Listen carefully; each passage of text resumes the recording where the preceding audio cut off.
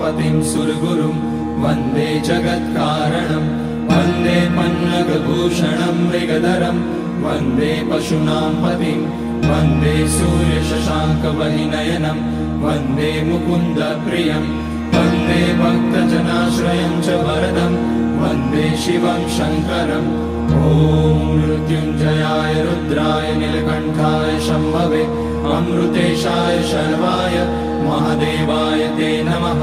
नमस्तेऽस्तु भगवन् विश्वेश्वराय महादेवाय त्र्यम्बकाय त्रिपुरान्तकाय त्रिकाग्निकालाय कालाग्निरुद्राय नीलकण्ठाय मृत्युञ्जयाय सर्वेश्वराय सदाशिवाय श्रीमान् महादेवाय नमः।